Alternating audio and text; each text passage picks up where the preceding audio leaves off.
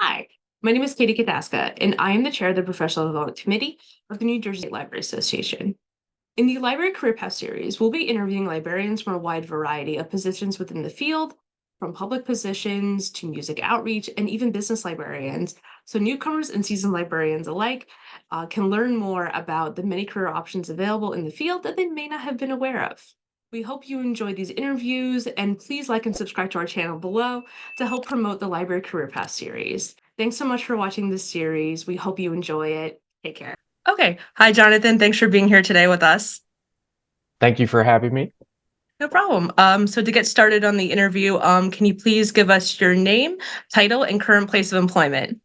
Absolutely. So I'm Jonathan Torres. I'm the Business and Data Services Librarian.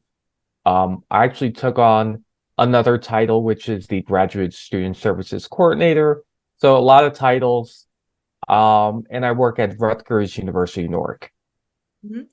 And so what inspired you to become a librarian? Did you choose this profession or did it find you? I think it was a little bit of both. So I'll tell you from kind of the beginning of my experience working in libraries as an undergraduate and then work my way up towards where I am now. I never thought as an undergraduate that I would be an academic librarian, let alone in librarianship. So I graduated with an undergraduate from the School of Management and Labor Relations at Rutgers University in New Brunswick, with the goal of being in HR and within kind of the corporate sector. And I was actually a mortgage broker in between that time. So I worked in mortgages and that's where I thought I would be essentially for the rest of my life. And then during that time, the recession hit. So obviously the mortgages took a big hit. Real estate took a big hit as well. And a lot of layoffs happened. And I felt like I needed to reconsider my profession, but I wasn't even too sure as well. So once I did graduate from the undergraduate program at Rutgers, I actually got my master's in the same program from the School of Management and Labor Relations. Once again, not really thinking about going into librarianship. I actually had like a work study working in libraries as an undergraduate. And then once again, like when I did transition to graduate school for my first master's in at the School of Management and Labor Relations, it was really challenging to find a job, just anywhere, HR related, whatever the case. My father, who recommended that there was a position at Rutgers, he said that they were looking for a night shift supervisor, like a night owl to close the library, nothing too crazy. And I took it, right? So the hours were really late. I think it closed at 2 in the morning. So for the people who know Rutgers, LSM, Library Science and Medicine, they closed at 2 in the morning. And what happened there was I was doing my first graduate degree, but in a weird way, I was conducting reference interviews without even knowing during my night shifts. I would be at the circulation desk and students would ask about, hey, do you have a resource on X or do you have a resource pertaining to this? And I actually had to learn some of the medical databases. I wasn't required to do any of this, but like since I was at the circulation desk till 2 in the morning, why not? And I just found it fascinating that I was like learning and helping students, and it just kind of became something that was passionate for me. And then I realized I started doing some of the research about academic librarianship, and it, in a weird way, kind of felt right because in academic librarianship, it's not required. There's no mandatory requirements, but you know, if you have 2 master's degrees, it usually can give you a leg up in getting a job and things like that. And something that I've never heard of, and I'm like, interesting. I'm finishing up my first master's. Maybe I'll go to do um, a master's degree in library and information science, which Rutgers also has. So it would be a seamless transition. The next day, I met with my advisor, and I remember what she said. She said, "Do you have any plans? Do you have a job after graduating from this degree?"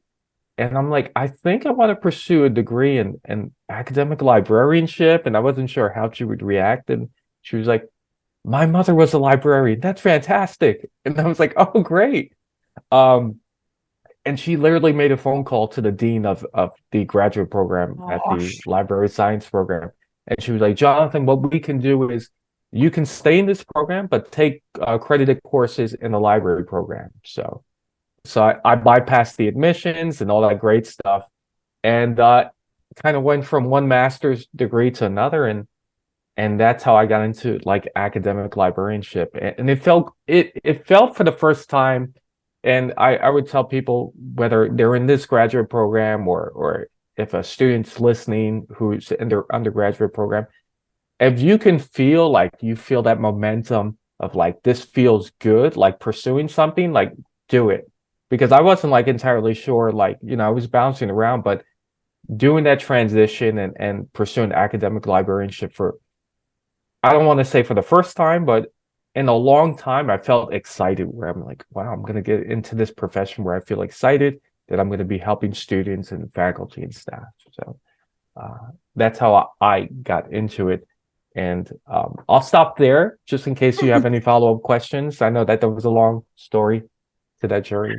No, it's a great story though. I like hearing people's backstories, and it's funny that always they're so similar to mine at times because I was never expecting to be in libraries. Right. I happened to take a position at my college library, and then I was like, this is a profession I really like, and I was already pursuing another degree, so I had to pivot and shift, but Right. it all led to being here. So it's been great, but it's like I said, I love hearing people's stories. So for me, I would let you talk for an hour if you chose. Yeah. I mean, it's something went off in my head like a light bulb, and I felt really passionate about. I think let me just make sure as we're going along because I don't want to overlap if you have any questions, but Yeah, um I do have a question that might overlap after this one. okay, yeah, sure, feel free to ask. Yeah. So the next question we have is, was there something specific that pointed you in the direction of becoming a business librarian? Yes. So it was kind of my background in being in the corporate sector, doing mortgages, and then getting my background in management and labor relations, where when I was transitioning to the first degree to the second degree, I said, okay, like what type of specialization um, will get me fired up and be excited?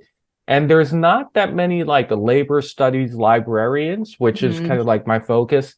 But it really correlates with business and things like that, understanding business industry, how organizations work. I felt like that was the trajectory and the path for business librarianship, which it proved to be right. Um, I would say my journey in terms of being a business librarian was a bit challenging because as I tell some of our students within the graduate programs, like academic librarianship is different from other academic professions because there's usually like one person in that specialization. So it's very competitive, right? So if you want to be a physics librarian, there's usually one, not five of them. So I had to make a decision where I said, okay, if I'm if I'm going to be all in as a business librarian, like I may have to relocate, I may have to move if this is going to be my specialization. Um, for people who are watching, especially people in NJLA, I think people know living in one of the most populated states in New Jersey, which has over 9 million people, and it's very competitive for any profession here, including librarianship. I don't think people realize that.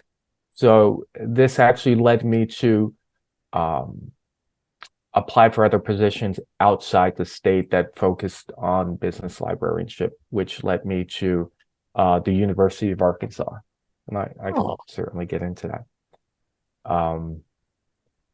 Yeah, and it was interesting because my fiance now, who I was dating at the time, I remember applying to it. I'm like, would you be willing to relocate to the University of Arkansas? Like, she was like, sure, like, why not? Luckily she's been fantastic about it. I think anybody else would have had their reservations about moving Mhm. to the Southern Midwest region. But it was really interesting because when I applied to so many positions in New York and New Jersey and other places in Pennsylvania. It was very difficult at that time.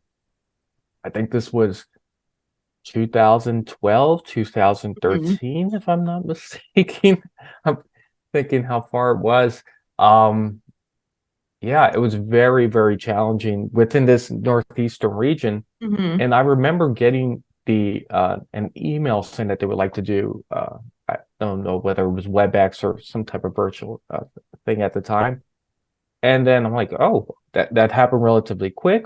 I did it, and then um shortly after they were like, we want to bring you on campus for an in-person interview.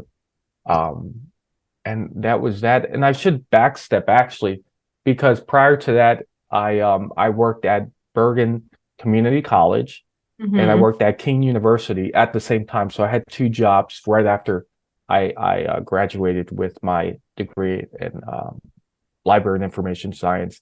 Um, One was temporary full time, and the other one was part time at King University. And I was looking for like a tenure track position. So that's Mhm. what that was the motivation for me to look for universities out of the state. Mhm. And this is a little bit of a side question, but what has the tenure process been like? Are you currently going through that? Yes, yes. Mhm. So it's been interesting. I've learned because I've worked at different academic institutions. I worked at the University of Arkansas. I worked at Cornell University, which doesn't really have a tenure track position. And I worked at Rutgers, and Rutgers does have this tenure track position. And the format is very similar. Um, but I was lucky enough to learn a lot at the University of Arkansas in terms of the process. So when I came to Rutgers, um, I kind of had an understanding of what's expected, what to do. And I think that's the challenge for some of the academic librarians who just are thrust into the tenure process, because there's a lot of different components. There is the librarianship aspect of it. There is the scholarship aspect of it. There is presenting. There's committee work and etc. And finding a balancing act is important. And that's something where maybe if I can do it all over again, um, I would have much more better time management. Hmm. I was getting things done, but it was stressing. And I noticed this connection with people who are in the tenure track position where it is kind of like a stressful thing and people know about it. It's like it's in academia, it's kind of like a process of like, this is how it is, and hopefully you get through it and etc. And I took my lessons from being at the University of Arkansas, which was a fantastic experience, I Mhm. should say. Great people, um, just great mentors as well, great academic institution. The libraries were great. Um, and just taking that experience and saying, okay, how can I be better in my time management, streamlining this process somehow, right? Just making sure that I'm getting everything done without stressing, and Right. there's a lot of different like ideas and strategies to that. Mhm. But hey, you got through it, so you're here. Yeah. And I'm almost done with the tenure track process. So Oh, okay. um I think it should be done by this year.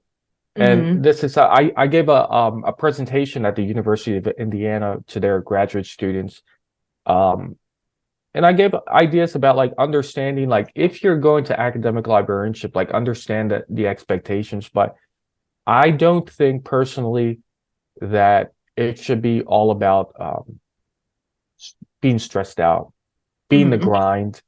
If you understand the process, if you lay things out, um, and make sure you ask for help. I think that's important too. I think, people have this impression when they get into when they get into a profession like academic librarianship, where they're kind of they're it's uneasy for them to ask for help, and you should be asking for help all the time on every level. And that's kind of my advice to newly academic librarians is ask for help. Ask as many people as possible. You may not use all their advice, but you should be taking bits and pieces from everybody and trying to come up with your own type of strategy for tenure. And how long is the process itself? It is roughly around like 4.5, 5 years. They usually say 5 years, but it's really like 4 years. So in my second year here at Rutgers, they do a reappointment where they look at, it's kind of like a test run of tenure. They make you put together like a packet to examine your scholarship, presentations, everything you're doing in librarianship. And, they assess to you, the university librarian speaks to you and says ways that you can improve. So it's kind of that test run is kind of like the midpoint to the tenure process where you kind of have to do it over again in terms of putting together a packet. And the packet goes up to the Rutgers University Board of Governors or governs, and they take a look at it. So there's, a lot of different processes to it, but it feels more or less very similar to what I did a couple years ago with the reappointment. So roughly around like 5 years to really like develop your packet and things like that. Okay. Yeah, that makes sense. I've heard it does take some time. So I was just curious. Yeah, absolutely. Okay. And our next question is, if you do remember, can you describe what the interview process was like for your position? Yeah. I can give you a couple different ones. I think my theme, if I can give to anybody, is like just learning from like past interviews and then, developing on them. Some were great, but some, I would say like in the beginning of my getting out of graduate school and then going for like an academic position, some of them were like shaky for the most part, right? They could have been better. So the interview process, and I can go from the University of Arkansas and then kind of make my way to Rutgers, it was usually like an interview, a virtual interview for the first one. They'll just ask general questions. Luckily, when I was working at Bergen Community College at King University, it was like, if you have any business related stuff, please send it my way. I need to learn. And they did, so I could incorporate that into my CV. So when interviewing for bigger positions or subjects, specialties at like Arkansas, it would be beneficial. And one of the key takeaways from doing things from the first round of interviewing is being prepared. I think it's important to be prepared. I rather be overly prepared than under-prepared. And I think that's important as well, because sometimes preparing for interviews can have its own stress and anxiety, but you might as well be over-prepared for it. And what I mean by that is like really understanding the university, right? Understanding the university that you're applying to, their libraries, understanding their collections, what makes the location of the university so unique, right? And things like that. Identifying any gaps in your resume or CV, that's important as well. So if you think they're going to ask a question that may be challenging, you might as well write it down and answer it yourself. Because I've had situations where I went from one academic institution 1 year to another year. So just 1 year, just bouncing. And they may ask, hey, Jonathan, why did you leave one university for another? And, being transparent, I wanted to be closer to friends and family and things like that. So making sure that you understand your CV, making sure you understand what exactly are they trying to ask you, or what type of things that might be challenging to answer. Get it out the way, write it down on a piece of paper, be prepared to answer it. And most importantly, I think the interview process, when the first round, as well as the second round, when they do bring you in, when they decide to bring you in, and I'll get into that as well, because it was pretty funny, because I had no idea, like I had someone, university asking you for flight reservations and things like that. But before I get into that, just wanted to say that making sure that when you're in these job interviews, and it's like an entire day process, is making sure it's a good fit. Like making sure that you go there with the intentions of, yeah, you want the job, but most importantly, is it a good fit for you as well? Speak to people, speak to the faculty there, tour around the libraries, tour around the town. That's what I did as well in Arkansas too, because I wasn't sure whether it was going to be a culture shock for me or not, or whatever the case is. But luckily, I love nature, and luckily, it's just it's their slogan is that the natural state, and it's just a lot of beautiful mountains and hiking and things like that. So I kind of took advantage of that when I went there.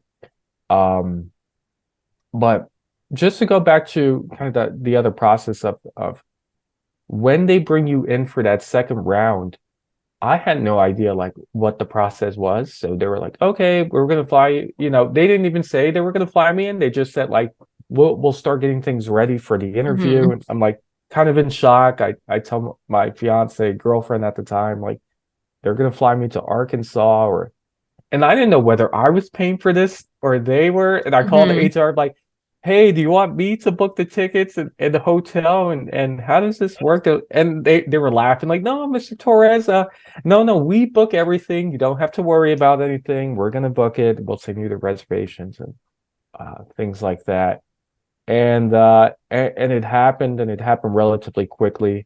And the interview process lasted from I think it was 8:30 when they picked me up from the hotel to 4 p.m. or 5. So it was like a whole day of touring. You had to do a 45-minute presentation. And then it's just going from different offices to meeting everybody. A lot of the questions are the same. It feels like a marathon. You're exhausted by the end of the day. Yeah. Well, that actually goes into my second half of this question then. So, is there an asset that you possess, which you believe may have helped you land your job? Being personable, I think it's important. Going there and being personable is super important. You want to go in there being more conversational than it being generic answers and having these awkward pauses. I think that's important. This goes back to doing your research about the location. It could be in New Jersey as well. Just the location, the values of the library that you're applying for, things like that. That makes it much more. It takes less. It takes the anxiety off, and I think that's important. I think that's something where I felt like I possessed during these interviews was being as conversational as possible, smiling, asking them questions about things not related to the university for the most part, asking them stuff in terms of can I get an entire tour of the campus and the libraries as well. So I think that was an asset. I think the fact that I worked at two different universities, this is something I'm not recommending. This was during, a little past the recession, but working at two different universities at the same time, which was difficult at that time, but getting that experience. So if you can get any type of experience towards the specialization that you want, whether it's an internship, whether you're volunteering, is important. And you should think about it as it paying dividends for your future. Because I know volunteering or even taking a part-time position may be difficult for many people going out of college. But if you really wanted to specialize in that space and you relocate, the University of Arkansas saw that as an asset, right? That I did have experience doing reference and instruction for MBA students at Keene University, that I was doing instruction for community college students for business. So, anything that you can leverage, whether it's part-time or volunteer stuff, try to do it. I know it's difficult. It's easier said than done for the most part, but it will pay dividends for you in the future, especially if you're going for positions out of state, if that's the goal. And it will pay positions in state as well. So I think that's kind of like the characteristics. It's like trying to put yourself in a position where it shows that you're going towards that specialization, but most importantly, being personable, understanding like the location and the space. And if you can, because sometimes they'll lay out the itinerary for you throughout the for the interview, is I've done my and this is something that I've learned on the level of like I've learned this from like the dean of the business school at the University of Arkansas, where I think he was giving tips or advice, and they're so personable where they'll do their research on like the names of the people who are being interviewed or who are interviewing them. And so they know their name and they know their face. So they're doing research about like the people who are interviewing them. And that's what I did when I went on an interview at Rutgers University, Newark. So when I got to meet some of my colleagues like Krista, I already knew how she looked. And so when we were speaking, I can say, I don't remember, or one of our colleagues, Roberta Tipton, I knew she went by Bobby because someone mentioned it. So I had to make a mental note and say, Bobby, you would understand as a business librarian, speaking to people directly by name is actually important because it makes things more personable. Using action words, and I'll just giving everything out, using action words like if you're presenting and they're giving you like this topic of like how you would, improve services, blah, blah, blah. So they're saying, I would say we, right? Mm-hmm. So it gives this impression like we're in this together. Like what we can do here at X or at Rutgers, what we can do. So it kind of deflects it as an I thing and sees that, and it shows that you're working in like a collaborative manner, or you would. I know that's a lot, so I'll just stop there. But yeah, 'cause that's a lot of great advice. Was there anything you wanted to do to finish that question, or? I think that was it. I think that's for the most part like my advice in terms of trying to leverage yourself and yeah. Okay, no, that's great to hear. No, it was a lot of good advice. So the next question is, so what is a typical work day like for you? That's an excellent question. So I think it varies from day to day because sometimes I'm on the reference desk, sometimes I'm not. But on a typical day to day, it's always, and I want to be very transparent. I had to learn when to disengage from the email because it can just pile up all the time. And I learned this during my time at Cornell, where they're like, once you stop working, stop working, because if you start answering emails at 8 p.m. or 9 p.m. or whatever the case is, it's going to give people that permission to ask you, continuously. So I usually start reading emails around 8:30 to 9 a.m. And just doing follow-ups, because usually I'll get a bunch of different questions the day before, so doing a lot of follow-ups. From there, I'm probably having a bunch of meetings, whether it's like research consultations, whether it's for faculty, whether it's for graduate students and things like that. And then I would say the majority of my time goes to either doing stuff for reference, right? Assessing our collection assessment, so looking at like what needs to be purchased, and I'm thinking about like the other aspect to it. I think it's going to depend like with the teaching load. So sometimes depending on the semester, my teaching load's like really busy in the beginning of the semester, and then it kind of declines towards the end of the semester. So I try to fit in as much as scholarship as possible. So writing papers, things like that. But I usually do a lot of my writing in the summer because I have more time. So that's usually my day-to-day. It's usually follow-up emails, a lot of meetings throughout the day. If I'm on the reference desk from 10 to 1 or from 1 to 4, that's going to take up a good portion. And then towards the end of the day, it's usually follow-up emails and things like that. And like I said, it varies. Sometimes I'll do 3-4 classes a day, which takes up the whole day, and I'm at the point of exhaustion. But it varies based on semester and the seasons as well. Yeah, yeah, it definitely sounds like you've a lot going on there. Yeah. I understand about disengaging from email. Like I have an issue with that myself. Yeah, it's hard, but I had to learn. I understand mental health comes first. Yep, absolutely. Okay, and we went into this a little bit, but our next question is, so what skills and qualifications are required for your position? And do they match the skills and qualifications that you use most on a daily basis? It seems like you do. Yeah, I think,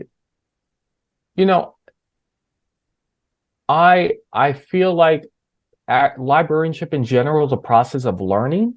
And I think my skills and qualifications do kind of align with what I'm doing now. But my advice to anybody would be just be open to learning continuously, because things are changing at a rapid pace. And I'll tell you my personal experience. I thought, like, once I get this job, like, I don't want to say I'll stop learning, but I'm like, I think I'm good. Like, I think this knowledge and skill sets are good enough to be like a business librarian. And it was the complete opposite. It was just a process of just learning all the time about, aside from business, you're going to have to learn about like collection management, and you're going to have to learn how to be an effective teacher. I think that's important as well too. Just developing pedagogy and things like that for our students. So yes, I think like my skills do align, the skills that I got from my degrees and things like that, but it's going to be a process of learning continuously on a semester basis, sometimes even on a daily basis, depending on the semester, and just embrace it, because that's, and I'll get into this towards the end of the questions. It's kind of my slogan. I get paid to learn. This is every time my interaction with people, I'm learning with them, whatever topic it is. And I do my best to try to help them as best as possible. But yeah, it is a continuous process. And I think the goal for like the upcoming graduate students, I think it should be like, okay, things are changing very quickly, especially within our profession with AI and stuff like that. Instead of being hesitant about it, I think people should start embracing new trends, especially when it comes to information, and see how it can correlate with your work. Yeah, I'm curious to see where AI goes, because like you were mentioning before, librarianship has changed so much, and even in the 8 years that I've been in it. Yeah. So I'm curious to see what happens in the next 8. Yeah, absolutely. Yeah. So not to make you feel rushed or anything, No. but yeah. But the next question is, I like this one a lot, is so what is the best thing about your job, and what is your least favorite thing about your job? So that's an excellent question. I think I've answered it slightly. I get paid to learn. It's like it really feels like I'm spoiled in a way, because like in business librarianship, I get to use resources that some of them are like $100,000 to use, like 30,000. The Bloomberg terminals that we use are I think $30,000 per terminal, and there's no pressure on my end. It's not like I'm a financial analyst, but I get to use them to show to students and faculty and things like that. So the pressure of like profits and things like that from the financial standpoint, like there's nothing to it. But what I get to do is I get to learn, I get to help other people understand it, and they can transfer, those skills are transferable to the workforce. And that's something that's important that I like to do. It's like, how am I helping our students, not only for projects and assignments, but how can these resources correlate with what they're going to do in a workplace? And to know that like an academic librarian is actually helping with their skill sets, especially when it comes to now we live in the information age, where I think in my personal opinion, where I feel like librarians, whether you're in the public sector, academic, corporate, we have the advantage because we're in the space of information, and that's the way that we should think about it. And we're teaching skills that people need in all different phases.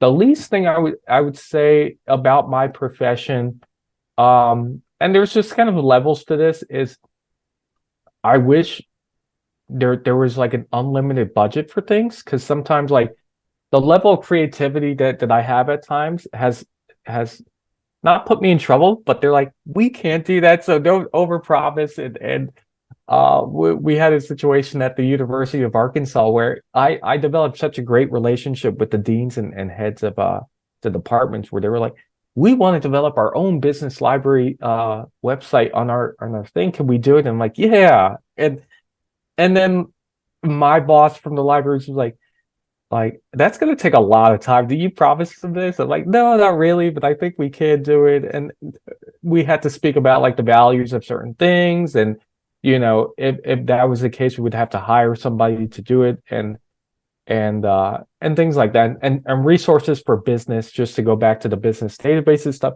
are so expensive that, you know, working at an Ivy League academic institution, there's just tiers. Like, they probably have the highest budgets. The Harvards, the Princetons, the Cornells have the highest budgets, and then it goes to the states and then smaller colleges. Mhm. And getting spoiled about like, hey, I think we should have this resource at Rutgers. And then the vendors who who are selling these databases come up with this bill of, you know, thousands of dollars. We can't get it because obviously, you know, many of the universities have budget constraints. So it's things like that. Like, if there was a magic wand, it would just be kind of like an unlimited budget, because it gives us the opportunity to be innovative. But I think that also translates to like the public librarianship, the corporate librarianship as well, where we wish we did have like bigger budgets to do a lot of great things. I was gonna say you're singing to my choir here. We always want. I feel like as librarians, we always want to do all the things, and we always want to be able to like have the unlimited budget to do all those great inspirations. Yeah, it would be nice. Yes. But yeah, I totally understand, and I agree with you also that we're pretty much eternal students. Never changes. Exactly. Yeah, and specifically because you're in academia. Exactly. Yeah. So our next question is a little bit different. So what are your salary expectations, and does your current job meet them? And also, on another flip side of that question, are there opportunities for growth in your current position? I mean, I know you're going through the tenure process, but yeah. So to answer your question, at Rutgers University, so I'll speak broadly, because I've once again just had the opportunity to work in different places within the US, Southern Midwest, Northeastern. Yes. The salary expectations at Rutgers meets my expectations. It will vary based on state, based on region, things like that. I think living in the Northeast, our expectations for salaries may be a little higher than other places, so we want to keep that in mind, and that's just being truthful and transparent. And there are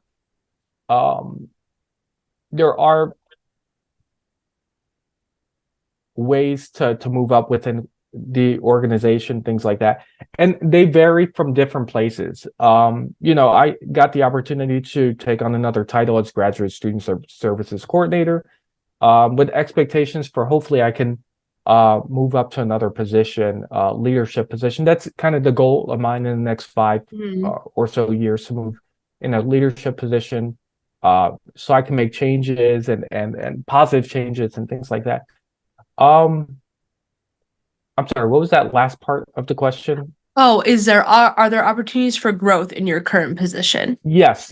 So there are, and it might look different in at Rutgers than it does at another place as well. And the tenure track is another way to move up, not only financially, but within other positions as well. Because usually what happens is, in the tenure track positions, they want you to focus on because there's a lot to do. There's a scholarship component, librarianship, and etc.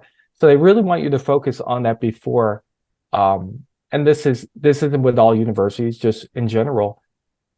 They want you to go through the tenure process and be successful. That's kind of like the important aspect of it. Mm-hmm. And then maybe if there's room for growth and moving up in the position, you can certainly apply for it. I know that, Rutgers University libraries now, their initiative is to help people internally grow to move up the the ladder when it comes to organization. So yeah, absolutely, it's going to vary. Salary expectations will vary. But I would say keep in mind there's so many different ways, and I won't get into it too much because I know that we're kind of tight on time, but there's a lot of different ways that you can get creative to make money now. It's really interesting, whether it's presenting at conferences, whether it's being creative, making videos like this, professional development videos, things like that. So I would say think outside the box from traditional librarianship. And sometimes we don't realize like how valuable our skills are, right? So someone's going to see this video as valuable. Someone's going to see the work that you're doing right now as valuable. So if you can monetize it in a way, then there's like another form of income. So yeah. So that's what I would say. This for my fellow librarians, we can offer a lot, just not only within the place that you work, but other places as well. But keep in mind as well, you should speak to your boss and supervisor to make sure that you're not violating any policies if you're doing anything externally. So Yeah, because a lot of libraries, they like want you to work there. But yeah, I totally get that. Right. Yeah. But no, that's very good advice though. Speaking of advice, our next question is what advice do you have for new librarians or graduate students about to enter the field? Fantastic question. I think try to get work experience, try to get internships. I think that luckily, like in librarianship, I learned from my lessons of like when I was an undergraduate, and going into like the corporate sector. I kind of thought at that time, but this was a while ago, I kind of thought at the time where I'm like, I want to get paid whether it's an internship or not. So I looked at it as like a monetary thing. And what I should have done at that time was like intern for free or learn from people, get a mentor, things like that. So the more you can get experience in the profession you want, I think that's the value. You want to look at things long term or mid to long term in that aspect. Don't let your ego get in the way of things. I think it's important to just learn, whether it's a good experience or a bad experience. You're going to figure out like what you like. And I've did it all. I've worked at, with the exception of public librarianship, I've worked in academic, I worked in corporate, I worked in like different levels of librarianships. I've done collection development stuff. I've done archival stuff, which was really, you have to have a passion for it. So just knowing what you want and what you don't want. So kind of like this analogy of taste testing, you want to taste test as much as possible once you graduate. And most importantly, just be open to constructive criticism. And if you can, and this is not for everybody, like if you're having trouble finding a position in your area, would you be willing to relocate? I think that's kind of like an important aspect as well. You don't have to be at a place forever. You may fall in love with places. So far, I've relocated a couple times for my profession, and I fell in love with like all the places. Like I've really had no bad experiences at any university or any town or location. They're all very unique, and they all bring a great perspective. And I think learning from different cultures and learning from different environments really helped me grow as a person. It made me a better communicator as well. And I think that's something that if you're a new librarian entering the workforce, it's maybe consider it as kind of like a learning experience. But to each his own. Everybody has different personalities and goals for their profession. Mm-hmm. Yeah, I interned in many places, so I highly recommend that as well for people coming in. Absolutely. Okay, and our next question is, what do the job prospects look like for your type of position? So the job prospects look for my type of position it's interesting because I think it's changing, because the business librarians who I met with, who were fantastic, had just a background in like English or literature, right? So they actually had to learn a lot about the business background. people think essentially like you need a background in business or an MBA and a library degree, which is not the case. So it's interesting. It's kind of a mixture of everybody.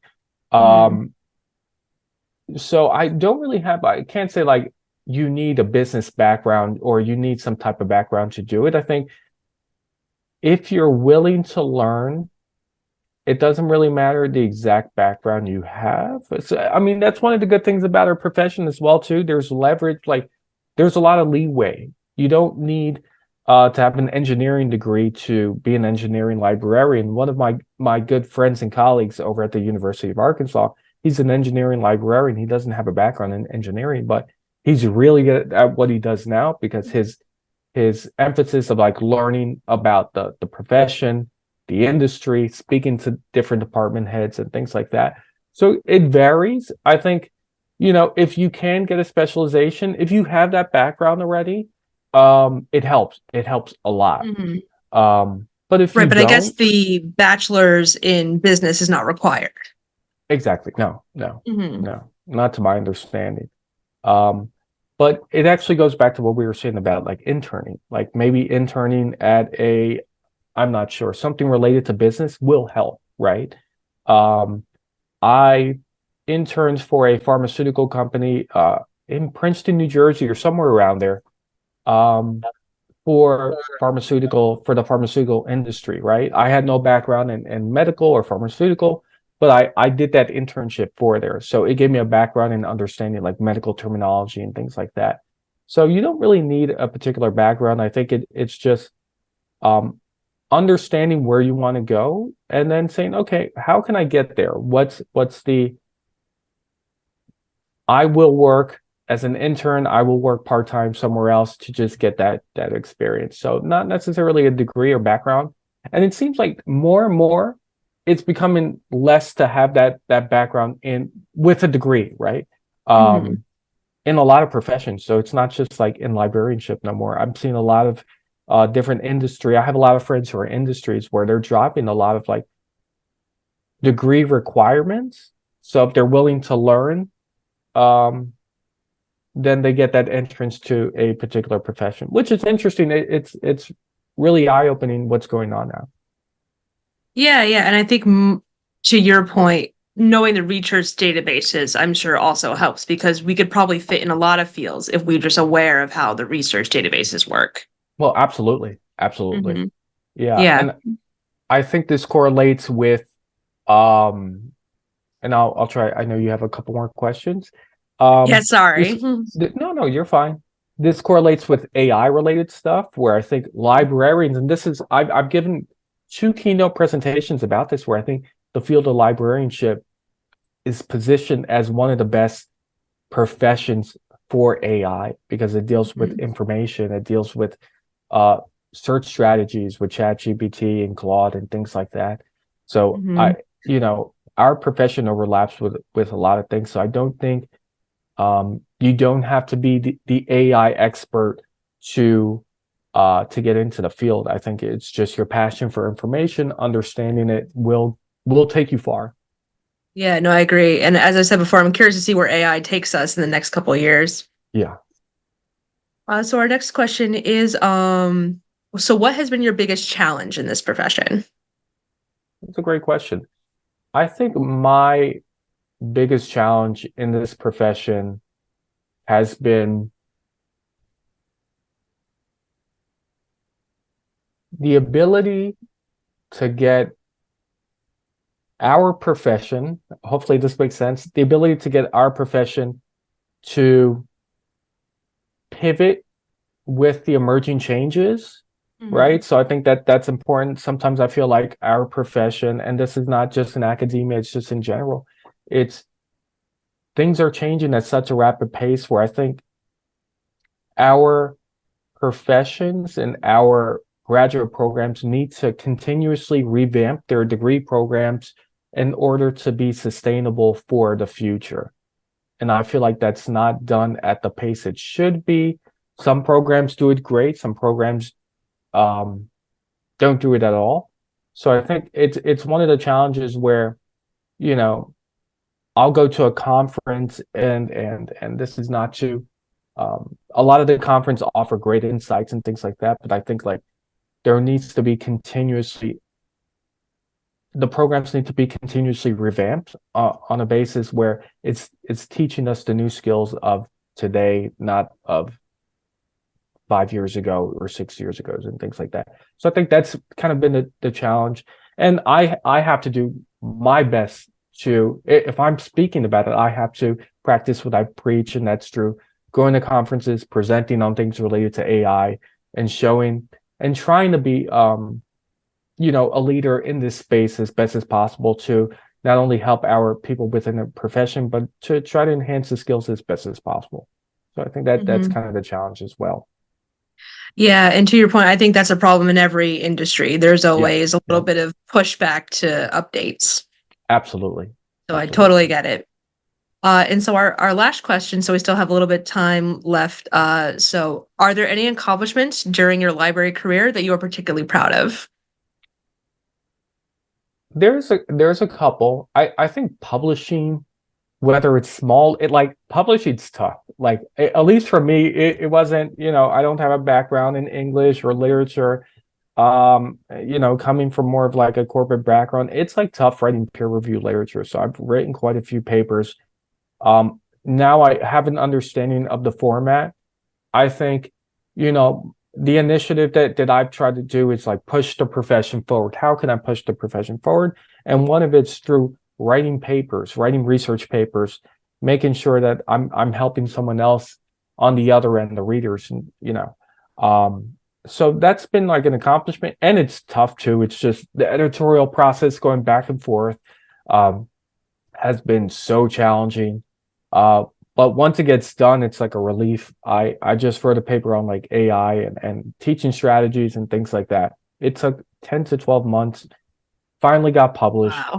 Wow. So just writing these research papers has been an accomplishment, and knowing that it's going to be out there forever. It's something where I never thought, as an undergraduate, I would be writing research papers. So that's one of the biggest accomplishments. I think the second thing is it's like helping, and just to go back to it, it's like helping our profession. I got into the profession as someone who like wanted a job. I like the position. I like to learn, but I didn't really think about like, how can I serve other people within our profession? And now that's kind of my mindset, is like, how can I help graduate students more through my writing these papers? How can I help the graduate programs more through writing these publications and presenting and things like that? So serving others has been, it's been a rewarding experience for the most part. It's like slow too. It's it's delayed gratitude. It's like a lot of information is being pushed out there, but from time to time you'll get the graduate student that says, I was at your presentation and that helped a lot, or I agree with you that certain programs need to be revamped and things like that. So I would say those are the two greatest accomplishments. It's like the paper writing on a personal level, it's super difficult, but it's out there and it helps people. And then helping our profession move forward, whether it's helping graduate students or doing things like this, really, really makes me feel good about what I'm doing. Oh, no, that's good to hear. I mean, I think our profession is very rewarding. So I could tell the eternal teacher in you. Yes. Is there anything you want to end on? Anything you want to expand upon a little further, since we have a little bit more time? I just wanted to say thank you so much. That this video and the content that you'll be putting out, I think it's gonna do wonders for people. And if anyone has any questions whatsoever, please feel free to touch base with me at any time. I'm on LinkedIn, so if you have any questions, I'll provide you with my LinkedIn link. So if you want to put it in the description on the video, feel free to do so. But this has been a pleasure. Oh, no, it's been a pleasure talking to you. I wish we had more time today to talk, but we could have gone on for 2 hours, I'm sure. Yeah, I'm pretty sure we could do a part two. But it was great though. Thank you so much for taking your time today. Not a problem. Thank you for having me.